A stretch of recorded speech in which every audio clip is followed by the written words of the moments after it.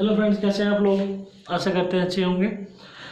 आज जो टॉपिक हमारा चल रहा था साधारण ब्याज का, उसी को आगे बढ़ाते हैं। अगला उसी का टाइप है, आपका चेंज करते हैं जो भी आपका टाइप था उससे आगे। देखो, एक व्यक्ति 4,000 रुपए की धनराशि दो भागों में बांटकर क्रमशः 8% और 10% की दर पर उधार देता है। यदि साल के अंत में कुल उसे 352 रुपए साधारण ब्याज प्राप्त होता है तो प्रत्येक भाग याद किया। ठीक है, तो मैं आपसे बेसिक चीजें बताना चाह रहा था कि आप यदि जनरल तरीके से सवाल करते हैं तो आपको पता है कि एक भाग मानना पड़ता है एक्स और दूसरा भाग मूलधन माइनस एक्स। फिर लगाते हैं मूलधन गुणा दर गुणा समय बटे 100। भाई एक्स से सवाल मैं तो नहीं करता, आपको पता है उस बारे में। तो बिना एक्स के सवाल कैसे करते हैं, ध्यान समझेंगे बात को। रुपया था 4,000, ठीक है, आपने कहा ठीक है, दो भाग बांट दिए, एक भाग 8% की दर, एक भाग 10% की दर। भाई ऐसा करते हैं कि टोटल धनराशि 4,000 रुपए 8% को उधार देते हैं, तो जो पैसा मिला वो मिला 320 रुपए। आपने कहा ठीक है, आपने 4,000 रुपए टोटल 10% उधार दिया तो पैसा मिला 400 रुपए। आपने कहा भी ठीक है। भाई 4,000 का 8% निकाला 320 रुपए, 4,000 का 10% निकाला 400 रुपए। आपने कहा कि ब्याज जो मिला था वो मिला था 352 रुपए। कितना मिला था भैया? 352 रुपए। तो आपने कहा कि साधारण ब्याज 352 रुपए था टोटल। आपने अंतर निकाला, ठीक है, इधर अंतर आया 48, इधर अंतर आया 32। रेशो निकालने की बात करेंगे तो रेशो आ जाएगा 3:2, 3 और 2 होता है 5 रुपए नहीं थे टोटल रुपए कितने थे? 4,000, यानी कितने गुना? 800 गुना। आपसे पहला भाग पूछेगा तो क्या लिखोगे? 3 गुणा 800 डेट इज 2400। आपसे दूसरा भाग पूछेगा 2 गुणा 800 डेट इज 1600। बात समझ में आ रही है? बहुत बेसिक से बहुत अच्छे से आपको समझाने का प्रयास किया है, समझने की कोशिश करेंगे। इधर देखिए भाई, मूलधन 4,000 रुपए था। 4,000 रुपए को यदि 8% पर आप उधार दोगे तो आपका पैसा जो मिलेगा वो मिलेगा 320 रुपए। 4,000 रुपए को 10% उधार दोगे पैसा मिलेगा 400 रुपए। आपने कहा कि ना तो 320 मिला ना 400 मिला, ब्याज कितना मिला? 352 रुपए। अंतर निकाला 32, इधर अंतर निकाला 48, 3:2, 3 और 2 होता है 5 रुपए। वो कह रहा है 5 रुपए नहीं थे, रुपए कितने थे? बोलो 4,000। 800 गुना, तो यहां भी 800 गुना। पहला पार्ट 2400 और दूसरा पार्ट 1600। Is that clear? समझ आ रही है बात? इसी पैटर्न का एक सवाल और मैं आपके सामने लिख रहा हूं। हाँ, चलो, सपोज दैट मूलधन आज 4,000 के बजाय 10,000 होता। 4,000 के बजाय 10,000 होता। दर 8% और 10% है। टोटल जो ब्याज मिलता, वो मिलता आपको 950 रुपए। तो प्रत्येक भाग आपको ज्ञात करना था। बात समझते हैं सब। सवाल बिल्कुल सिंपल तरीके से आपको समझाने का प्रयास करते हैं, ध्यान देंगे। टोटल रुपए थे 10,000, ध्यान दो 10,000, दो भागों में बांट दिया। एक भाग 8% पर, दूसरा भाग 10%। 10,000 का 8% होता है 800 रुपए, ठीक है। 10,000 का 10% होता है 1,000 रुपए। क्लियर है? आपने जो ब्याज देखा तो आपको ब्याज मिला 950 रुपए। आपने कहा 950 रुपए, ठीक है। आपने इधर अंतर निकाला, 1,000 का 950 का अंतर 50, इधर अंतर निकाला 150। रेशो क्या आया? 1:3। 1 और 3 कितना हो गया? टोटल 4। आप कह रहे हो 4 रुपए नहीं थे, रुपए कितने थे? 10,000। कितने गुना? 2500 गुना। प्रत्येक भाग पूछा था आपसे, पहला भाग पूछता तो लिखेंगे 1 गुणा 2500 डेट इज 2500। दूसरा भाग पूछता 3 गुणा 2500 डेट इज 7500। क्लियर है? बात समझ आ रही है? सवाल करने का तरीका अच्छा लग रहा है? बिल्कुल सेम, बिल्कुल आसान तरीके से आपको सवाल कराने का प्रयास करें। दोनों सवाल, जिस वाले की समझ में आया पिछले सवाल को दोबारा वापस जाके देखो, फिर से इस सवाल को करने का प्रयास करेंगे। ठीक है? एक सवाल मैं आपके लिए और लिख रहा हूं, उस आप स्वयं करेंगे, और जिस बच्चे से ना हो वो कमेंट करके पता कर सकता है, और जिससे हो जाए वो आंसर लिख सकता है। ठीक है, ध्यान देंगे सर, बिल्कुल सेम तरीके का सवाल है। सवाल क्या है कि एक व्यक्ति 1,00,000 रुपए, ठीक है, की धनराशि 2 भागों में बांटकर क्रमशः 9% और 10% पर उधार देता है। यदि साल के अंत में 9,600 रुपए का साधारण ब्याज मिलता है, 9,600 रुपए का साधारण ब्याज मिलता है, तो प्रत्येक भाग ज्ञात कीजिए। ठीक है, आंसर आपको खुद करना है, सवाल स्वयं करना है, आसान सवाल है। ठीक, तब तक मैं अगले सवाल की ओर बढ़ता हूँ, आप इसको करने का प्रयास करेंगे। देखो सवाल उसी पैटर्न का है पर थोड़ा सा अलग है, ध्यान समझेंगे, सवाल की लैंग्वेज पढ़ेंगे पहले। देखो, एक व्यक्ति 30,000 रुपए की धनराशि 2 भागों में बांटकर क्रम से 10% और 12% की दर पर उधार देता है। यदि 2 साल के अंत में, यहाँ 2 लिख लेना, यदि 2 साल के अंत में कुल 36,480 रुपए मिलते हैं तो प्रत्येक भाग ज्ञात कीजिए। तो प्रत्येक भाग ज्ञात कीजिए। समझ आ रही है बात? आसान सवाल है पर सवाल की थोड़ी लैंग्वेज डिफिकल्ट है। देखो, यहाँ ब्याज की बात हो रही है 30,000 पर, और जो पैसा मिला यानी कि ये जो मिला, ये मिला आपका मिश्र धन। बच्चे यहाँ बहुत बड़ी गलती कर जाते हैं, 36,480 रुपए को साधारण ब्याज मान लेते हैं, जबकि ये क्या है, ये है मिश्र धन। मिश्र धन क्या होता है, मूलधन प्लस ब्याज, और ब्याज निकालना हो तो मिश्र धन में से मूलधन घटा देंगे, 6,480 रुपये ब्याज होगा। पर जो चीज़ हमें पहले से आती है उसे करते हैं कि रुपया है 30,000 का, 2 भाग है।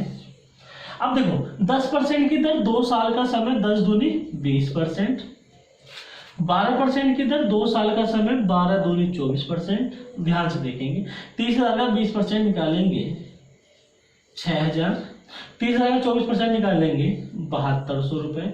अब देखो ब्याज हमें कितना मिलेगा, 36,480 में से 30,000 रुपये घटाएंगे तो बचेंगे 6,480, 6,480।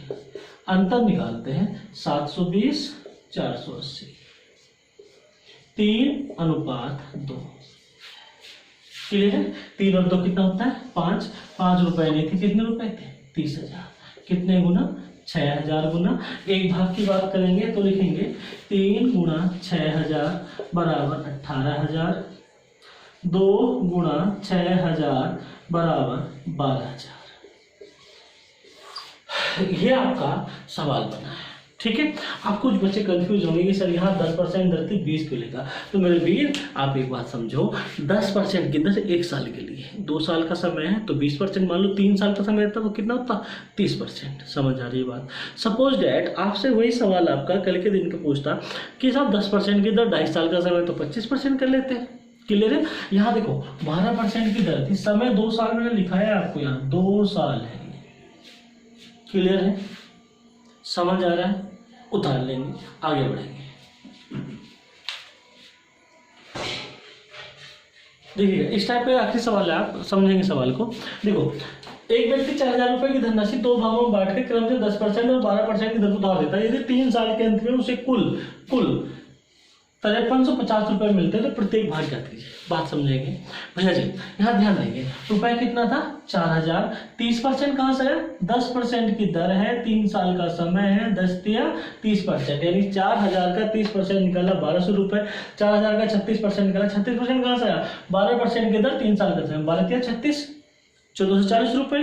भैया जी आपने कहा ना तो 1,200 रुपए ब्याज मिला ना 1,440 ब्याज मिला, ब्याज कितना मिला, 1,350 रुपए। अंतर निकाल लेंगे 90 का, इधर निकालना 150 का, 3:5, 5 और 3 होते हैं 8 रुपए। वो कह रहा 8 रुपए नहीं थे, कितने रुपए थे, 4,000, कितने गुना, 500 गुना।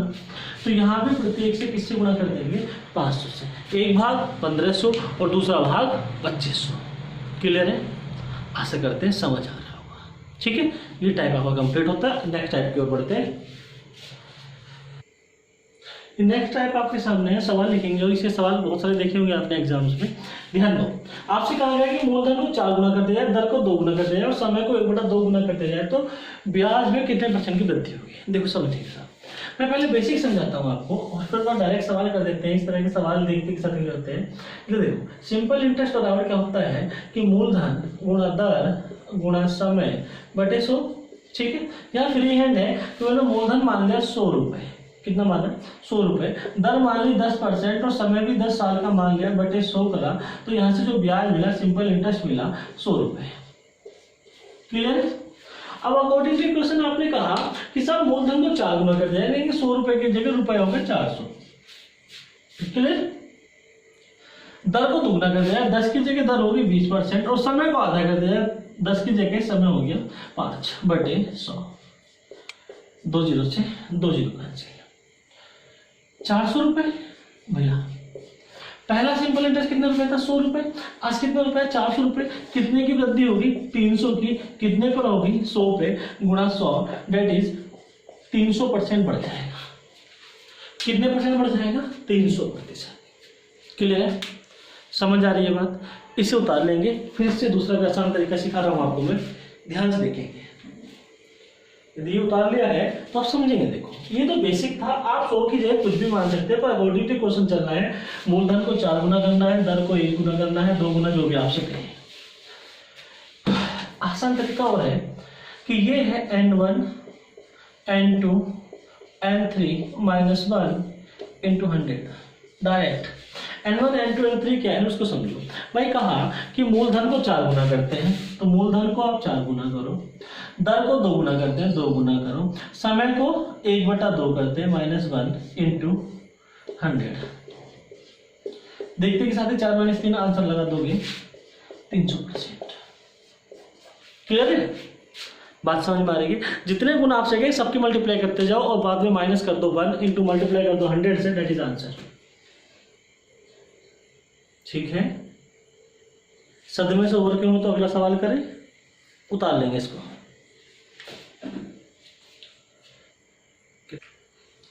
नेक्स्ट सवाल है, यदि मूलधन को 3 गुना, दर को 3 गुना और समय को 1/3 कर दिया जाए। मूलधन को 3 गुना, दर को 3 गुना और समय को 1/3 कर दिया जाए, तो आपसे क्या कहा कि ब्याज पर क्या फर्क पड़ेगा? तो आपने कहा कुछ भी हो, हमें क्या पता, मूलधन 3 गुना, दर 3 गुना, समय 1/3 और -1 इंटू 100 करते हैं। ध्यान देंगे 3 से 3 कैंसिल हो जाएगा।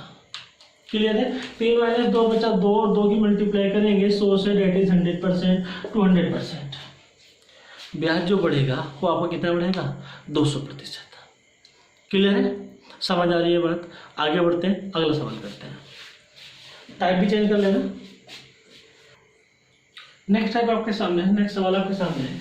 किसी धनराशि का 6 साल में साधारण ब्याज मूलधन का 30% है।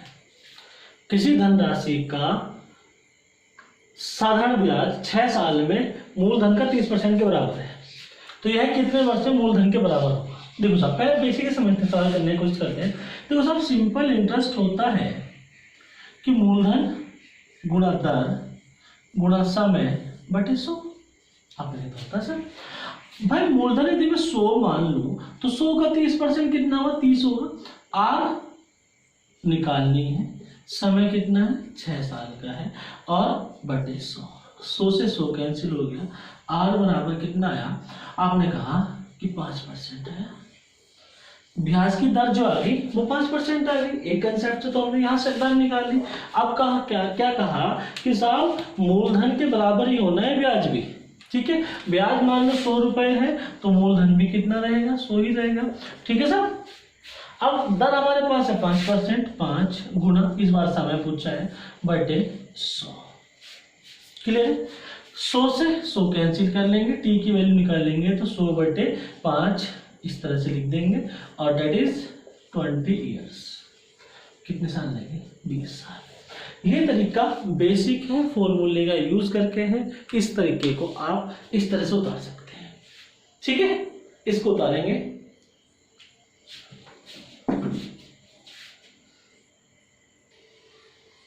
बिना फॉर्मूले के सवाल करना है तो समझेंगे। भाई 30% है तो इस बात को ध्यान से समझ लो। 30% को लिखते हैं 30 बटे 100। ये होता है मूलधन यानी कि ओरिजिनल वैल्यू, और ये होता है रिजल्ट यानी कि ब्याज, और वो कितने साल का है? और वो है आपने कहा 6 साल का। 6 साल में कितने रुपए का ब्याज मिला?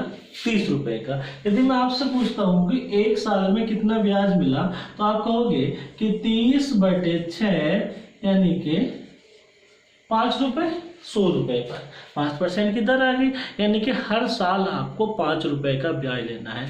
आज जो ब्याज चाहिए वो चाहिए 100 रुपए का बटे 5, दैट इज 20 साल। 1 साल का ब्याज 5 रुपए, 100 रुपए का ब्याज लेने में कितने साल लगेंगे? आप कहोगे सीधे सीधे 20 साल लगेंगे। 5 रुपए लेने में लग रहा है 1 साल, तो इसीलिए 100 रुपए लेने में लगेंगे कितने साल? 20 साल। क्लियर है? समझ आ रही है बात? उतार लेंगे, आगे बढ़ते हैं।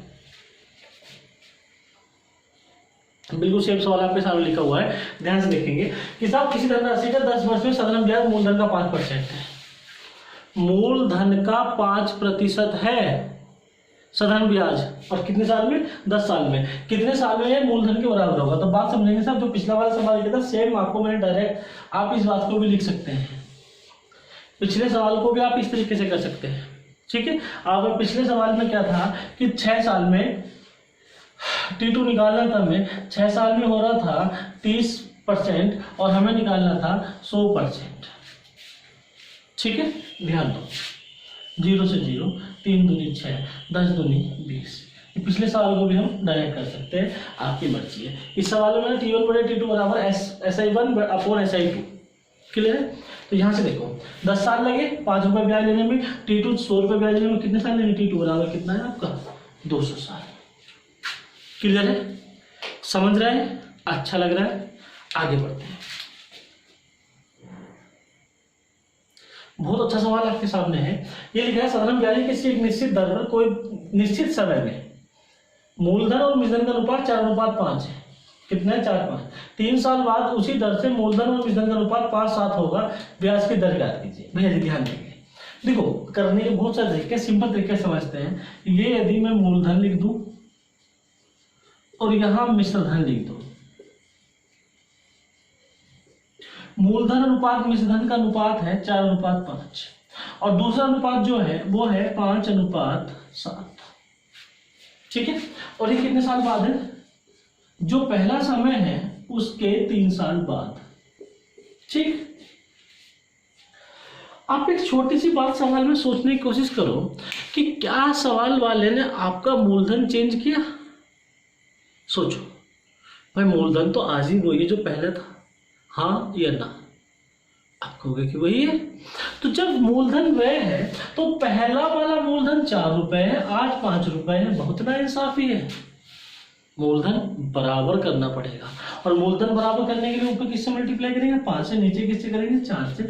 तो 5 से मल्टीप्लाई यहाँ होगी, 4 से मल्टीप्लाई यहाँ होगी। इसको लिखता हूँ 4 पंजे 20, यहाँ भी 20 बना, यहाँ 5 पंजे 25, 7 चौक 28। कितने रुपए बढ़ गए? आप कहोगे 3 रुपए बढ़ गए। मैं कह रहा 3 रुपए तो बढ़े, पर कितने साल में बढ़े? आप कह रहे हो 3 साल में बढ़े। तो साहब 1 साल में कितना पैसा बढ़ा? आप कहोगे कि 3/3 का मतलब 1 रुपया। हर साल 1 रुपया तो बढ़ रहा है, और साधारण ब्याज हर साल बराबर होता है।